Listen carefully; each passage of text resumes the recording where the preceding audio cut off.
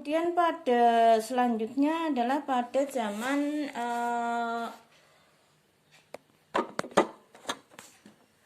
abad kelima ya, abad kelima berarti sudah mulai tadi kan sebelum Masehi. Kalau ini abad kelima berarti Masehi, sudah tahun Masehi ya. Makanya kemudian di sini pada abad kelima berarti sudah masuk pada tahun Masehi.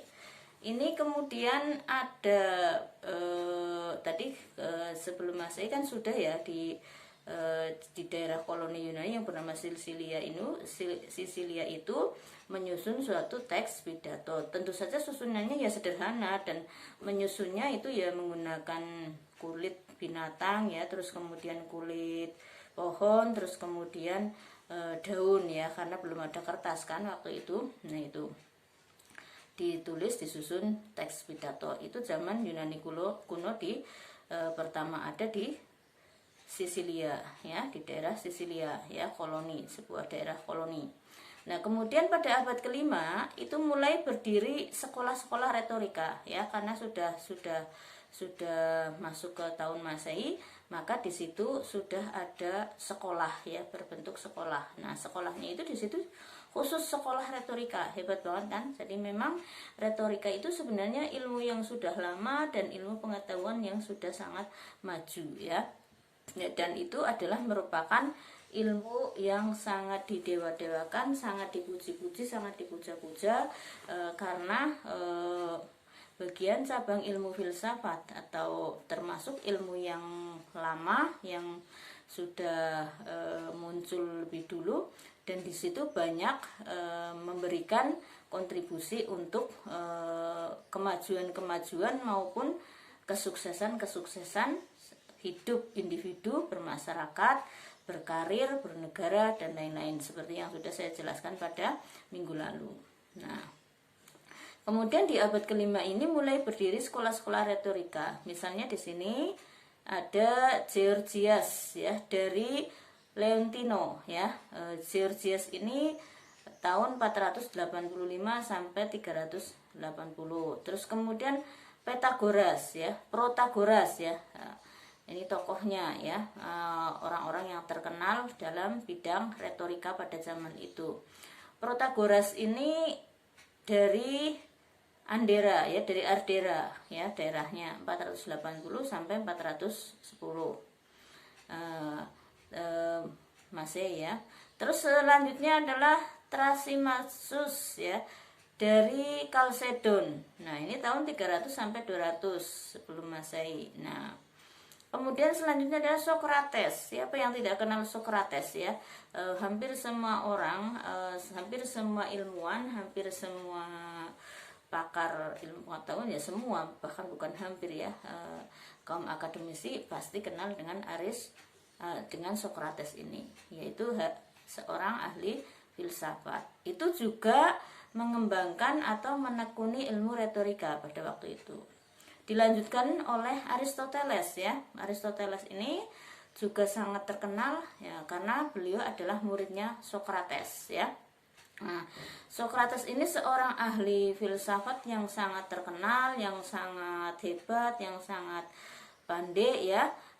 Kemudian karena beliau juga hebat, pandai, terkenal, maka juga memiliki seorang murid yang juga terkenal dan pandai yang bernama Aristoteles. Nah ini Aristoteles berarti muridnya Sokrates yang hidup pada tahun 384 sampai 322 sebelum Masehi. Nah sedangkan ahli pidato yang paling termasyhur pada zaman Yunani kuno itu adalah Demosthenes ya, yang pertemuan lalu sudah saya contohkan bagaimana keberhasilan beliau selaku orator Demosthenes ya, sampai kemudian menjadi ahli pidato atau orator yang nomor wahid ya di negaranya. Nah ini sebenarnya awalnya Demosthenes ini sebelum berhasil menjadi orator yang baik, yang hebat, itu adalah seorang anak biasa ya, yang merasa sangat tertekan batinnya di sini ya. Tertekannya kenapa? Ya karena kemarin saya sudah bilang ya, ngomongnya saja celat. Jadi banyak orang yang membuli ya, banyak orang yang tidak suka ya, mengejek, membuli. ya sangat tertekan di sini.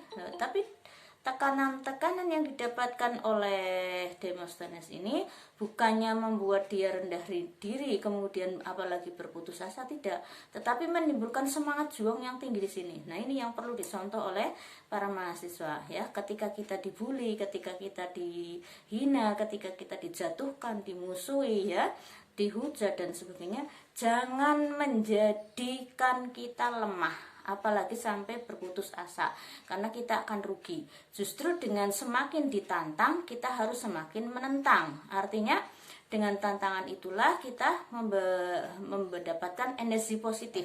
Saya harus bisa membuktikan kalau saya tidak seperti itu. Saya harus bisa membuktikan kalau saya lebih baik dari Anda, begitu ya. Dan saya harus bisa membuktikan kalau Anda hanya omong belaka, akulah yang berprestasi, itu misalnya ya. Nih, termasuk Demosthenes sebenarnya seperti itu. Makanya kemudian Demosthenes ini memiliki setelah beliau meninggal dunia itu dibikinkan sebuah patung ya. Ya, patungnya memang beliau sendiri yang meminta. Jadi kalau misalnya meninggal dunia, bikin patung, terus patungnya nanti ditulisi. Nah, tulisannya begini nih kalau kita terjemahkan dalam bahasa Indonesia ya. Hei Demosthenes, andai engkau memiliki cukup kuasa seperti kebijaksanaanmu, maka tak akan pernah Raja Makedonia menjadi penguasa Yunani, gitu ya. Artinya apa? Demosthenes itu ingin mengajarkan kepada masyarakatnya, kepada seluruh dunia setelah peninggalan beliau, setelah beliau meninggal dunia, mengajarkan bahwa retorika adalah ilmu yang sangat penting dan sangat menentukan untuk kesuksesan hidup ya, baik hidup selaku individu, selaku politisi, selaku negarawan ataupun selaku tokoh yang lainnya. Nah, ini maka kemudian mengatakan seperti itu. Nih kan kata-katanya ya. Andai ya, hai Demosthenes, andai engkau memiliki cukup kuasa seperti kebijaksanaanmu ini maksudnya retorika ya, ahli retorika. Seorang orator, seorang ahli retorika pasti bijaksana. Mengapa begitu? Ya karena ketika mau ngomong seorang ahli retorika, seorang ahli orator pasti sudah dipikir lebih dulu. Bagaimana kata-katanya menyentuh hati, menarik hati, tidak menyakiti, terus kemudian tidak menimbulkan arogansi, terus kemudian bisa mencapai tujuan apa yang diinginkan oleh orator tersebut dan lain-lain itu ya. Maka tak akan pernah Raja Makedonia menjadi penguasa Yunani, itu ya. Kata-kata di batu nisannya, di batu nisan di patungnya ya, di patungnya Demosthenes. Jadi menurut Demosthenes, seandainya dia memiliki kekuasaan seperti keturunan raja-raja, artinya itu kan Demosthenes itu hidup di Yunani adalah kekuasaan raja ya, di bawah kekuasaan raja-raja kan monarki ya, dinasti ya, keturunan. Nah, Demosthenes itu tidak memiliki garis keturunan kerajaan, maka sehebat apapun dia tidak bisa mencapai menjadi raja gitu, artinya seperti itu hidup di zaman kerajaan Makedonia itu ya, si Demosthenes ini.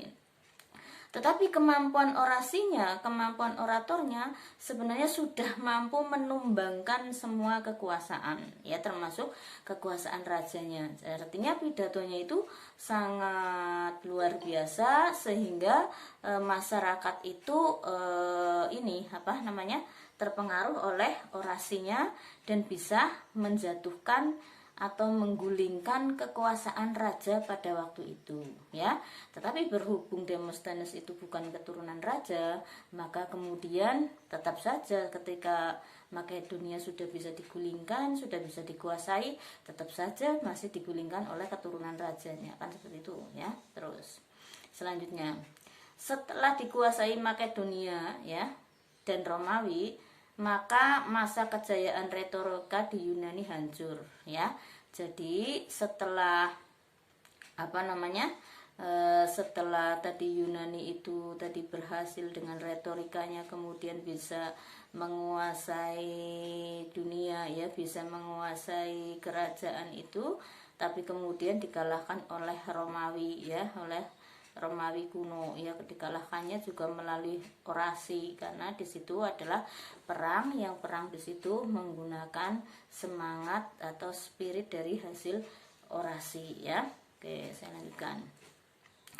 Kemudian yang kedua ya, sejarah retorika. Yang pertama dimulai dari zaman Yunani kuno. Yang kedua sekarang pada zaman Romawi kuno. Kalau zaman Romawi kuno bagaimana? Lah, zaman Romawi kuno ini ada tokohnya bernama Cato Senior ya, atau tulisannya Cato ya. Cato Senior ya tulisannya. Cato Senior ini hidup tahun 234 sampai 149 Masehi ya. Sebelum Masehi ya. Tadi dari atas sampai ke sekarang itu masih sebelum Masehi ya.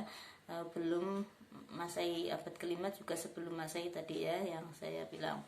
Nah, ini keterkenalan beliau ini karena judul pidatonya yang berjudul Karthago Delente Est ya. Ini bahasa Romawi gitu ya, bahasa Latin ya. Karthago Delenda Est ya. Yang di sini intinya mengajak kepada rakyat Romawi untuk menghancurkan kota Karthago di Afrika Utara. Nah, ini jadi perlu juga ini, tentara itu tidak hanya strategi perang, tapi orasinya untuk memberikan motivasi kepada bawahannya untuk melakukan perang dengan sungguh-sungguh sampai mencapai kemenangan. Itu juga akan mempengaruhi keberhasilan dalam meraih kekuasaan itu ya. Buktinya itu dengan pidatonya Karthago Delenda Est dari Cato Senior. Dari Cato Senior itu adalah seorang panglima perang, terus kemudian memotivasi kepada rakyatnya supaya menghancurkan kota Karthago di Afrika Utara ya. Nah, memang seperti itu ya, zaman dulu itu memang kehidupan bermasyarakat bernegara itu seperti hukum rimba, siapa yang kuat dialah yang menang ya. Kalau sekarang tidak boleh karena sudah ada PBB. Jadi setelah Perang Dunia Kedua, setelah abad pertengahan itu Muslim kalah total ya, sampai sekarang itu kemudian dibentuklah PBB, Persatuan Bangsa-Bangsa, yang mengatur kehidupan negara-negara seluruh dunia, di mana di situ tidak boleh suatu negara menjajah negara lain, apalagi memerangi negara lain ya. Memang tujuannya bagus ya, sehingga tidak ada saling berebut negara, berebut wilayah ya. Dan berbagai aturan tentu saja ditentukan di PBB itu juga itu ya. Tapi sebelumnya memang masih seperti itu ya, negara saling berebut negara, siapa yang menang dialah yang berkuasa. Termasuk ini Romawi juga merebut daerah Yunani, terus kemudian Romawi ini juga merebut daerah Afrika ya, Afrika Utara yang bernama Karthago. Nah, berhasil dengan kemampuan retorika dari panglima perangnya yang bernama Cato Senior. Oke, saya lanjutkan. Kemudian di masa pemerintahan konsulat Fannius dan Messala ya, Fannius dan Messala ini jadi tahun 161 ya, sudah semakin mendekati ke Masehi ya, 161 sebelum Masehi. Ini senat ya memutuskan untuk mengeluarkan ahli filsafat dan orator berkebangsaan Yunani dari Romawi karena dianggap menjadi provokator. Nah, tadi ya kan Yunani kalah oleh Romawi ya, Makedonia itu, terus kemudian dikuasai oleh Romawi ya negaranya. Setelah dikuasai oleh Romawi, Yunani diusir ini semuanya ya. Ya biasa kayak kalau sekarang itu yang kalau kita gambarkan yang masih seperti itu ya, Israel dan Palestina gitu ya, terus gontok-gontokan terus gitu ya, perebutan kekuasaan. Nah, ini kemudian setelah pemerintahan direbut oleh Romawi ini, pada masa pemerintahan konsulat Fannius dan Messala ya di tahun 161 161 ini memberikan keputusan ya atau peraturan bahwa semua orator ya yang berkebangsaan Yunani dan ahli filsafat berkebangsaan Yunani harus keluar dari Romawi. Nah ini ya, mengapa? Ya karena tidak mau ketika orang-orang Yunani masih di situ, itu takut nanti Romawi direbut kembali oleh Yunani ya. Karena apa? Ternyata dari zaman dahulu sampai zaman sekarang yang bisa menguasai suatu daerah maupun menguasai masyarakat atau menguasai perusahaan dan lain-lain, pastilah ini ya, orang yang SDM-nya hebat ya, orang yang SDM-nya kuat, mampu, atau kalau di bahasa sini adalah ahli filsafat.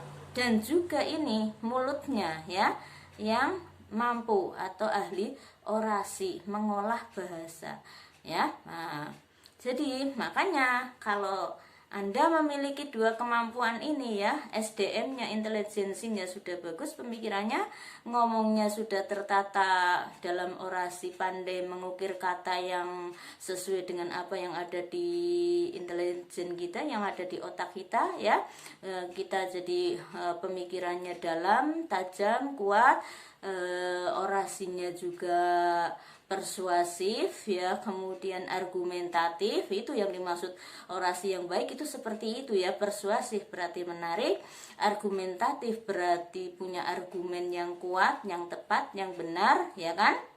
Terus kemudian bahasanya juga yang menyentuh hati, artinya itu langsung tembus ke hati, dimana yang disentuh adalah hati manusia yang terkait dengan emosi jiwa, sehingga manusia itu akan merasa tertarik, kemudian juga manusia itu akan merasa ingin mengikuti ide-idenya ya. Terus kemudian yang keempat ini faktor orasi yang bagus adalah dengan bahasa yang indah ya, bahasa yang indah. Nah, yang selanjutnya yang kelima adalah yang mudah diingat ya. Jadi nggak usah bertele-tele terlalu panjang tapi susah diingat, tidak paham, itu malah sulit ya. Terus kemudian juga yang keenam ini ya, orator itu seorang orasi ya, kalau orasi itu juga harus memakai bahasa yang jelas, artikulasinya jelas, tidak sengau, tidak terbata-bata, terus kemudian tidak griyeng ya kalau bahasa Jawanya, kalau bahasa Indonesianya apa gue griyeng ya.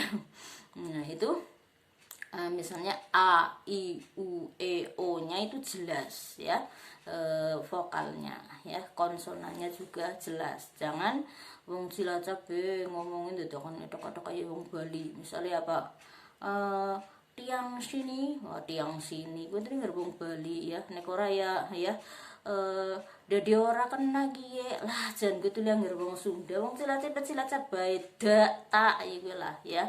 Ngapak ya men, sing penting jelas gitu ya, karena ngomong di depan orang Cilacap. Kalau mau ngomong di orang Bali ya monggo, silakan pakai tiang-tiang ya. Apa ini apa itu, ada apa ya. Terus ya, saya lanjutkan. Terus sekarang pada abad kedua sebelum Masehi ya, dipanggil kembali. Nah ini setelah tadi pada masa pemerintahan konsulat Venius dan Messala ya, ahli filsafat dan orator dari yang berkebangsaan Yunani diusir dari Romawi dengan tujuan takut nanti perebutan kekuasaan karena kepandaian ahli filsafat dan orator itu. Pada abad kedua sebelum Masehi dipanggil kembali ya, yang tadinya diusir para filosof dan orator dari Yunani, suruh pergi dari Romawi. Di abad kedua sebelum Masehi malah ditarik kembali, diambil kembali. Nah ini kenapa? Karena kaum muda Romawi pada waktu itu sangat antusias ingin belajar filsafat dan retorika yang betul-betul mendalam ya. Ini memang hebat ini ya. Jadi pemuda adalah harapan bangsa ya. Pemuda masa kini adalah pemimpin masa depan. Jadi Anda itu adalah potret Indonesia mau seperti apa ya kelihatan dari Andanya sekarang. Kalau pemuda seperti Anda sekarang misalnya kok males belajar, males kuliah, senengane dolan-dolan tok ya, kira-kira di tahun berapa ya, kira-kira Anda sudah lulus menjadi pemimpin, berarti 10 tahun ke depanan ya, atau 5 tahun ke depan ya Indonesia seperti itu, tidak maju ya. Tapi kalau Anda sekarang semangat ya, terus kemudian Anda sekarang itu sangat profesional, terus kemudian baik, jujur, suka bekerja keras, ya nanti akan kelihatan bangsa Indonesia berarti akan maju gitu ya. Nah, ini di sini juga seperti itu. Di abad kedua sebelum Masehi, Romawi itu kemudian menarik kembali yang tadinya para filosof dan orator yang berkebangsaan Yunani yang sudah diusir, ditarik kembali karena untuk mengajari pemuda-pemuda Romawi yang sangat semangat untuk belajar orator, belajar orasi dan belajar retorika dan belajar filsafat ini ya. Jadi ada tujuannya ya. Karena apa? Ya sudah diketahui ternyata kemampuan ilmiah orang Yunani lebih unggul daripada orang Romawi karena lebih dahulu peradabannya lahir di sana. Maka kemudian dipanggil kembali untuk mengajar ya anak-anak muda di Romawi itu. Oke. Terus selanjutnya di sini ada yang bernama Marcus Tullus Cicero ya. Marcus Tullus Cicero itu hidup pada 106 sampai 44 sebelum Masehi. Ini juga sangat terkenal dengan judul pidatonya yang berjudul Contra Catilinium ya, atau tulisannya Contra Catilinium ya. Contra Catilinium ini artinya melawan Catilina ya, kota Catilina ya. Kontra itu artinya melawan kan, kontradiksi kan, itu perlawanan gitu ya. Nah, Contra Catilinum ini artinya lawan kota Catilina. Nah, ini Marcus Tullus Cicero ini berpidato dalam rangka yaitu tadi juga untuk berperang, suruh melawan kota Catilinum ya, dibinasakan itu. Nah, akhirnya kemudian memang betul-betul kota tersebut bisa dikuasai ya, bisa direbut dengan pidato itu, bahwa lawan gitu ya. Kalau zaman dulu itu, kalau saya itu masih ingat ya, diajarin sama guru sejarah saya itu, kalau zamannya Pak Soekarno, ini mohon maaf ini bukan mengorek luka lama ya, kadang-kadang di medsos terus kemudian di tingkat mahasiswa memang apa-apa itu menjadi viral kalau tidak kemudian pandai-pandai dalam menyaring ya. Jadi yang saya maksudkan, yang akan saya sampaikan bukan negatifnya, bukan mengorek luka lamanya, tapi sedang mencontohkan saja zaman dahulu, yaitu pada zaman Orde Lama ya, zaman Bapak Soekarno ya, Presiden pertama RI. Itu pernah ada slogan Ganyang Malaysia gitu ya. Pernah ya, saya bilang kan dulu ya, ini kan sejarah, bukan yang sekarang. Mengapa seperti itu? Karena pada waktu itu presiden pertama kita itu merasa kecewa. Karena apa? Karena Malaysia yang Sabah dan Sarawak yang tadinya adalah wilayah Nusantara yang sekarang menjadi Indonesia ini direbut oleh Malaysia. Maka kemudian Pak Soekarno memiliki orasi pidato yang artinya yang memiliki slogan Ganyang Malaysia gitu. Musuhan dulu ya, pernah musuhan ya, gara-gara Sarabah dan Sarawak. Ini secara tidak salah ya yang saya sampaikan. Tetapi kemudian setelah eranya Orde Baru, setelah eranya Pak Harto, itu slogan itu sudah dihapus, artinya tidak dipakai lagi tentang Ganyang Malaysia. Bahkan Indonesia kemudian melalui TVRI-nya, waktu itu saya saksi sejarah, artinya saya juga ikut nonton, waktu itu saya masih SD-an lah ya kira-kira. Jadi memang saya memang dari kanak-kanak sudah suka pada ilmu pengetahuan, karena berkah dari ayah saya juga seorang yang suka ilmu pengetahuan dan sering mengarahkan saya supaya suka pada ilmu pengetahuan dan jihad ya, atau berjuang, atau istilah ya, bukan jihad perang, bukan, tapi adalah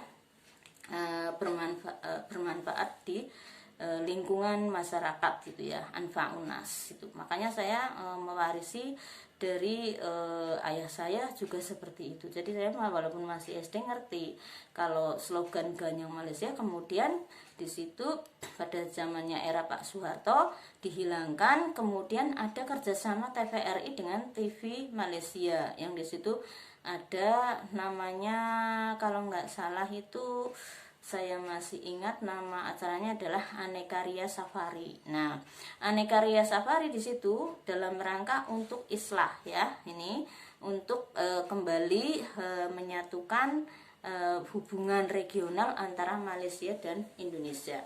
Ya isinya acaranya musik ya, tapi musik dua negara. Jadi di situ ada penyanyi Indonesia nyanyi, terus nanti gantian menjadi penyanyi Malaysia nyanyi, terus penari Indonesia menari, penari dari Malaysia juga menari. Tapi itu sudah cukup menjadi jembatan ya, menjadi penghubung antara Indonesia dan Malaysia, kemudian bisa rukun kembali sampai sekarang ya. Jadi tidak ada istilah Ganyang Malaysia lagi. Makanya dulu ketika zamannya eranya Pak Soekarno juga, Indonesia itu terkenal macan Asia ya. Itu karena apa? Ya karena keberaniannya ya. Kalau sekarang apa? Macan ngendi, Bu? Macan dunia ya malah ya, Bu. Saking hebatnya apa? Kudu macan-macanan, Bu lah ya. Udah. Kita lanjutkan, yang selanjutnya adalah ada juga tokoh yang bernama Gaius Julius Caesar ya. Nah, Gaius Julius Caesar ini hidup tahun 100 sampai 45 sebelum Masehi. Nah, ini adalah seorang diktator ya, waduh Jan. Ngeri ya, seorang diktator itu berarti sangat-sangatlah kejam ya, diktator ini ya. Ini Suetonius ya, seorang ahli sejarah ya yang bernama Suetonius itu mengatakan seperti ini.